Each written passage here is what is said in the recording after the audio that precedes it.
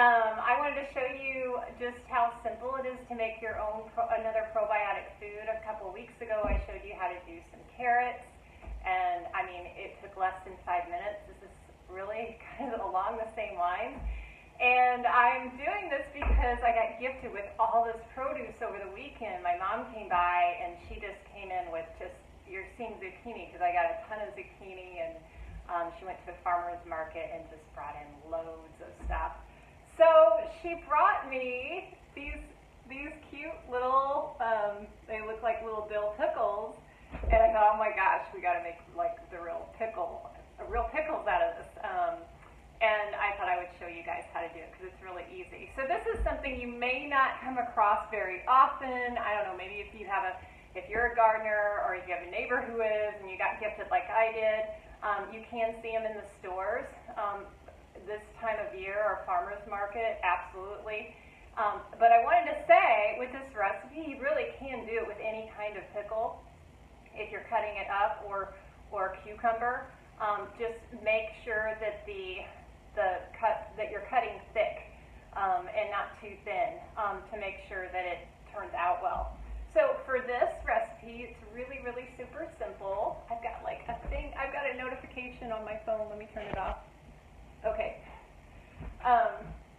It was like blocking my view. So anyway, so all you do, so this is a 2-quart jar, and you will need some sea salt. I got out 2 different kinds. Himalayan salt is absolutely best. As a backup, plain old regular sea salt is next of what you would use. And all you do is dissolve 5 tablespoons of salt in a 2-quart jar, or just make sure your jar is big enough to hold all your cucumbers. And then I divided mine up because I want to make sure I have room.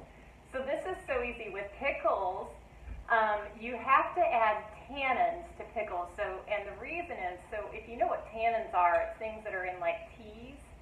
So they used to use it to dye things in different ways way back when, before we had the dyes that we have today.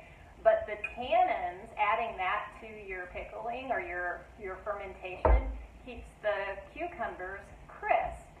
And nobody wants to eat soggy pickles. That kind of sounds gross, right? So what I did, I actually use this for my kombucha, black tea, just a black tea bag. And you're just going to add a pinch of that. Just open up a tea bag, black tea, and add a pinch of that into your water. So really, really super easy. And I'm just going to sprinkle it in. And then I also found, here it is, I'm going to put in a little bitty garlic because we like garlic here. And I'm going to put in a few bay leaves for flavoring. If I can get them out of the jar. And these are just dried. And throw those in. Really, really, really simple. Can you see okay? And now I'm gonna drop one. I'm just gonna add my little pickles in here. You guys, this is it. So these will sit depending. So the tricky part of this is these will sit on the counter for anywhere from 2 to 5 days, depending on the size of the pickle. So this is when you're actually going to have to go and check. But this is a simple probiotic that you can make. And now I'm going to top it off to make sure it's all full. And you see, it's all full. And in a few days, we're going to have Lacto fermented pickles that are going to be full of probiotics and enzymes and all those good things for your gut. And they're going to taste yummy. And they're going to be crisp because of the tea that I added to it. So that's it. So I teach a lot of this on an online class, all kinds of foods that you can ferment and bone broth and how to find food sensitivities and all these things totally online. If you're interested in that, shoot me a message and I'll send you a link. Otherwise, have a a great rest of your Monday, and I'll show you guys a pic